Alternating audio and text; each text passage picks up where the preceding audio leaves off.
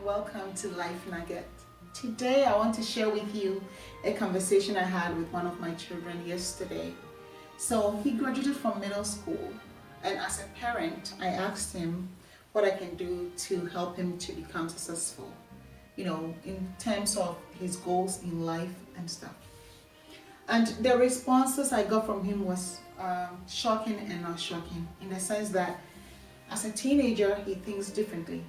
The first one was he wants good circle of friends, which I totally agree. As a teenager, that's his focus, to have good circle of friends. And good is a very relative word. So what good means and doesn't mean, we had that conversation too. The second item was he wants a lot of money. That was what he had said, a lot of money to support him. And the third was support from his family and friends. He wants that support, which is very legit, right? Then he also said kindness to understand him, kindness in supporting him too. Then the fifth was good environment. I was so glad that he didn't leave that element out, because when you think about social determinants of health, good environment is very important because it affects your wellness, right? Your environment can affect your wellness. So I was glad that he brought that element in. The sixth one was safety. So he put safety at the bottom. And he's a teenager, so it totally made sense to me. So then I went on to ask, what if I ask you to become a lawyer? He laughed and responded that I was limiting his potential, which was very true. After I analyzed it, I realized that he could have potential for several things, but asking him to become a lawyer would be a limitation of his potential.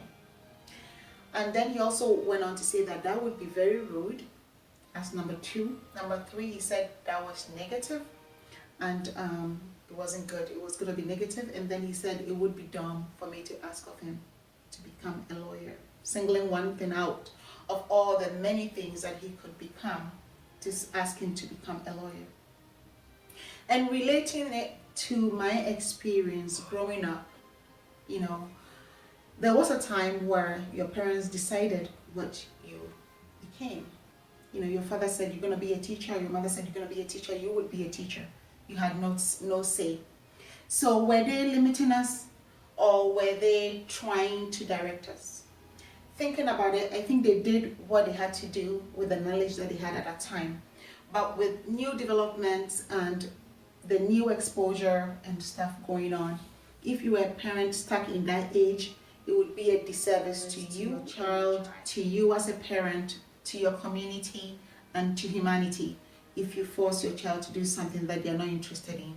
First of all, they're going to feel like they're a slave to that profession, and there is no turning back or turning around. Some kids grow to become adults stuck in professions where there is no way to move into a different profession. Or they feel like, okay, I've gotten to the peak of this and I feel like there is no turning back. And even though they are miserable, they cannot turn around to do anything else. So let's make choices wisely as we guide our children to choose their future professions. It's always prudent to speak with your child or monitor them for their interests, explore options, discuss with them. In this new time and new age, there are tools available, and our children are very informed. It wasn't like in the olden days where there were no way of contacting others or exploring options. Kids, they know what to do to get what they need. If there is a way, trust me, a teenager will find it. So let's encourage them so we don't end up losing our kids to a miserable lifestyle, such as some kids may pick up addiction as a coping way of dealing with a depressive job. They may pick up